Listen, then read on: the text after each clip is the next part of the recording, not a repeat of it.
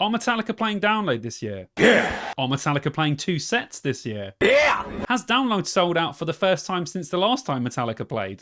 Yeah. Am I excited about them playing? Yeah! Are Metallica excited about playing? Yeah! Shall I get on with the video now?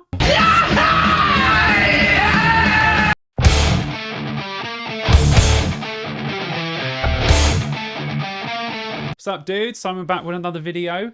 Today we are going to be talking about our Thursday and Saturday headliner, Metallica. So I'm just going to run through loads of stuff about Metallica, my top 5 favourite Metallica albums, and what I think we can expect from them at this year's Download Festival. Hard to predict that one because they are playing 2 sets, but I have a few ideas of what they're actually going to do. So yeah, let's talk about Metallica. Straight off the bat, I am excited as hell to have Metallica back at Download. Obviously, they haven't played since 2012, which was just so happens to be the last time that Download sold out, and it's also sold out this time. Other bands have a lot to do with that as well, and I will get there in the videos, don't worry. But Metallica are a huge draw. They just so happen to be, at the moment, not playing any other shows in the UK. So I think that Download has attracted, all of those Metallica fans that would normally go and see them in their arena tours, not necessarily come to Download. So I know a lot of people this year felt like they've missed out on tickets, but you'll be surprised how many Metallica fans there are out there, and Bring Me the Horizon fans. I thought it would sell out. It has sold out. It's great for Metallica. It's great for Download. And I'm buzzing to see them. Am I buzzing to see Metallica twice is the main question. The answer to that is yes. If you would have said, though, that you could have replaced one of those days with, a Rammstein, a Ghosts, or someone else headlining, I would have said for that instead. But this is not the only festival that Metallica are playing twice. So I'm excited about it. I'm excited about what they're going to do with those 2 sets. I have an idea of what they would do, or certainly what I would do for those 2 sets. I'm up for anything, as long as it's not a 20th anniversary of St. Angus set. I'm game. I'm all in. I'm all in for 2 nights of Metallica. So yes, I just wanted to reiterate how excited I am to have them at Download again. I'm really, really enjoying the new Metallica songs that have come out. Lux Eterna, Screaming Suicide, and If Darkness Had a Son. They are really, really good. I'm really excited for this album. I was excited for Hardwired to Self-Destruct as well. I think I might be even more excited for this album. I think the quality of the songs that they're bringing out are awesome. And I'm sure that by the time a lot of people watch this, probably closer to Download, that the album will already be out and we'll already know what it's like. But I am absolutely buzzing. I can't wait for them to play new tracks as well as old ones. So I really want to hear those 3, and I'm sure there'll be a couple of others on the album that I'll actually want to hear as well. But so far, so good. It's really good. So what? Sorry, that's a Megadeth joke. We won't put that in. Yeah, so I'm excited about the new stuff. I would really like them to make that part of the sets at Download. Metallica were actually, technically, I think it was the same time them Maiden, the first proper rock/metal band I ever got into. I had The Memory Remains, Unforgiven 2, Hero of the Day, and Mama Said singles at the time, way back in the day. Even before I'd bought an album, they were the first proper things, apart from some old school Metal Hammer CDs, that I actually bought and owned of a band that I fell in love with. And then that was followed by Live After Death by Iron Maiden, and then Slipknot, and then my whole life just changed. But yeah, it's a good place for me to start with Metallica because they mean a lot to me, and they really got me into proper rock and metal music, and I'm sure it's the same for a lot of people. So those sort of songs will be not necessarily emotional, but I'll feel really good. If they play The Memory Remains, I will just be absolutely buzzing because I love that song anyway. And it was just really cool to have them. I still have those singles, of which I shall throw in a picture now. So as you can see, there they are. Still have them, original CDs. So they're probably not worth any money, but I'm just really happy that I still own them. So yeah, there's a bit of sort of personal vibe in there when I'm going to see Metallica this time. So yeah, buzzing. Right, so before I go and basically kiss Metallica's butt for the next how long rest of this video, I want to say that I genuinely think Metallica have made one of the worst albums of all time. and it's not the one that you're thinking of. St. Anger is bad, but it is in no comparison to the horrible, almost unlistenable album that is Lou Reed and Metallica, Lulu. I cannot state how abysmal this album is. It is almost verging on unlistenable. Metallica are terrible in it. Lou Reed is just awful. If you've never listened to it, please go and listen to it just to say that you have. So if I see you at download, we can have a talk about how bad Lulu actually is as an album. But please go and listen to it. Just the first minute and you will know everything you need to know about the album. It's terrible. Right, now, St. Anger. This is going to divide a lot of people, okay? You get people that really love St. Anger and people that really hate. I feel like there's no one in the middle of St. Anger. No one's like just like lukewarm. You either, you know, it's the Marmite of the Metallica albums. I'm on the hate side. I think apart from the song St. Anger, I think it's an atrocious album. I think that Some Kind of Monster, the documentary, is, you know, the documentary about Metallica making St. Anger is far superior and better than the album ever was. If you've never seen it, it's on Netflix right now. Yeah, it's called Some Kind of Monster. It documents Metallica's journey through losing Jason Newsted, getting Rob Trujillo, and recording the whole of St. Anger. And for any Metallica fan, it's a must-watch. It's fantastic and way better and more listenable than any of the album is, in my view. Not on the side of St. Anger. So I've got my fingers crossed that they don't play it. Don't mind if they play the song St. Anger. I'd say that's the best of the worst.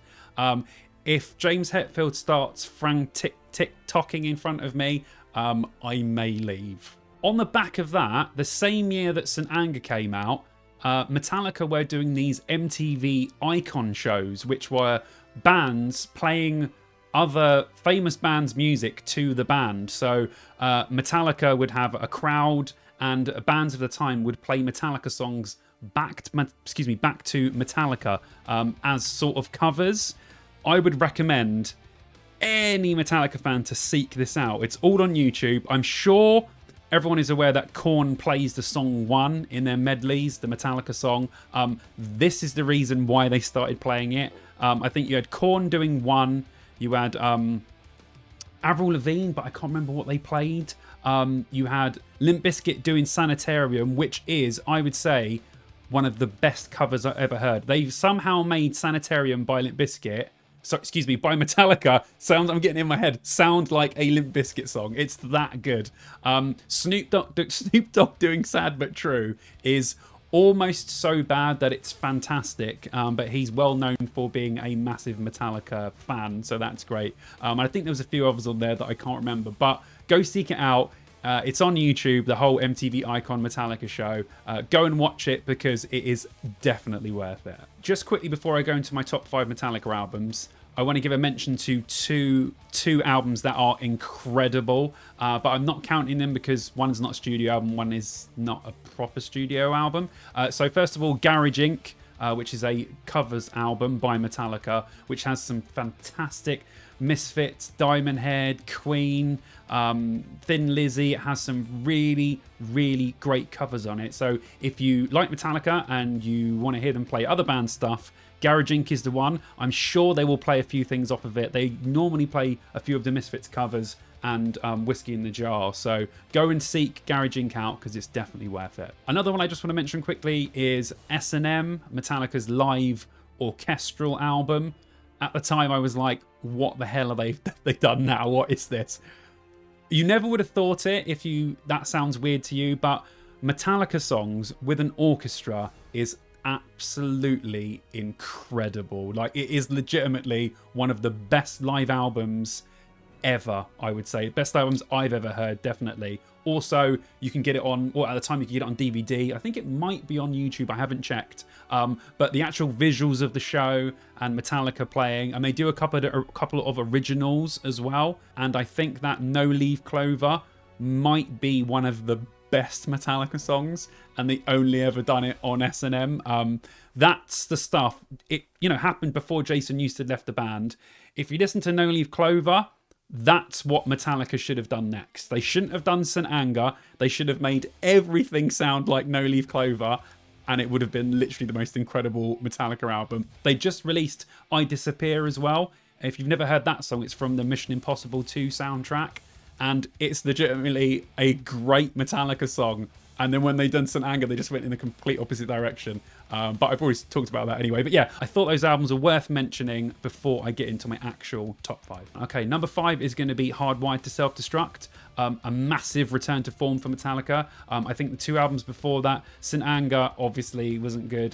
Death Magnetic was okay, had some good songs on it, but I didn't think it was a full good album of Metallica. So Hardwired to Self-Destruct wasn't even that long ago. Was it 2015, 16, around there? So the last one before 72 Seasons. I mean, some of the songs on it, Hardwired, Atlas Rise, Spit Out the Bone, Moth into the Flame, really, really good Metallica album.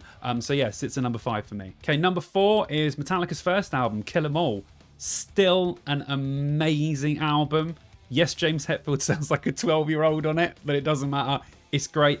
It's the rawest form of Metallica we ever got. It was literally, basically a garage band version of Metallica, but great songs. I mean, Four Horsemen, Hit the Lights, No Remorse, Seek and Destroy. There's so much good stuff. They still play these songs now, which is crazy. I think No Remorse might be my favourite really early Metallica song. But yeah, it's a fantastic album, and of course, I'm sure everyone's listened to it. But if you haven't, it's really great to hear them sounding so raw and so young. Definitely go and check it out. That's my number 4. Okay, number 3 is Reload. I absolutely love this album. A lot of people give a lot of shit to Load and Reload. I'm not sure why. It wasn't that different. I know it wasn't thrash Metallica. It was the rock bit of Metallica, but I absolutely love 90s Metallica.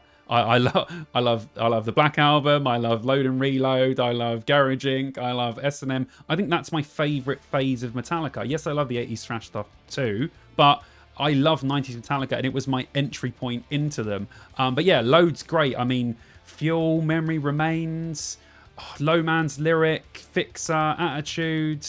There's so many good songs on this album. It's unbelievable. And yeah, I absolutely love it. It's my number 3. Okay, my number 2 is the thrash tour de force. That is, of course, Master of Puppets. What an absolutely insane album. Even now, you listen back to this, it sounds like it could be released today. It sounds as fresh now as it did then. I mean, not that I was listening to it in 1986, but I was listening to it at some point in the 90s. But yeah, it's a great album. Obviously, Battery, Master of Puppets, Welcome Home Sanitarium, Orion, with that Cliff Burton bass. It's just absolutely incredible. Metallica always play stuff off this album, but I really, really hope that they play quite a lot of this, and I'm sure a lot of people feel the same. But yeah, my number 2 Metallica album is Master of Puppets. And my personal favourite Metallica album is the Black Album, so just into 90s Metallica. But yeah, I love this album so much. I could listen to it every day, I reckon. I mean, the tracks on it, come on, Unforgiven, Nothing Else Matters, Sad But True, Enter Sandman. I mean, we've all heard these songs over and over. Of Wolf and Man, oh my god, this album's so good. And, as much as I hear these songs, they are just fantastic. And I know, of course, we will get these at download. I'm really jealous of the people that went to Download 2012 and got to listen to the whole album played backwards. I wish I could have gone that year, but I had no money at the time. I was absolutely gutted that I couldn't go to Download, so I'm jealous of you if you were there for that gig. Tell me in the comments how good it was and make me cry a little bit. But yes, it's my favourite Metallica album. Still holds up, still great, absolutely love it. So, for download sets, I know Metallica obviously have 2 sets, which is a lot, but they have a lot of albums. I think that they will do a Metallica by request set. I know they've done them before, so I don't know how download will do that, but normally it would be fans voting on the songs that we want them to play. And I'm guessing there'll be they'll only put ones in, you know, every song won't be a song that we want to hear, but a lot of them will be by request songs that we want to hear as fans, and I'm sure they'll throw in a couple of others. But when you've got two, I don't know whether they're going to pick an album to play all the way through on like the Thursday and then do a by request set on the Saturday. Like I don't have any idea what they're going to do. I mean, it's going to be one of those two things, I would have thought. I'm not sure if they'll just do, they might just do a random, they pick the best of or whatever they want to play that day. I mean, it's Metallica. Most people are probably going to watch it. I mean, Guns N' Roses played for 3 hours and some people are walking off saying that's not long enough. And that's Guns N' Roses, who in my eyes are nothing compared to Metallica. So yeah, I'm buzzing to see what they actually do. And it should be exciting. But I'm guessing if you watch both sets, you'll probably get to hear every Metallica song you pretty much want to hear, apart from, you know, real deep cuts. But all of the ones you would expect them to play, they're probably going to play. Thanks very much for watching, guys. As you can tell, I'm super stoked to see Metallica. I haven't seen them in a long time, so I'm absolutely buzzed for it. So please tell me how excited you guys are in the comments, and we'll have a little chat about how excited we all are to see Metallica. If you're not subscribed, please subscribe to the channel. And ladies, please subscribe to the channel. There is not nearly enough ladies subscribed to this channel. It's all dudes, okay? We want as many ladies as possible in the comments and subscribing to the channel so we can share the love to everyone. Thanks a lot for watching, and I'll see you dudes in the next video.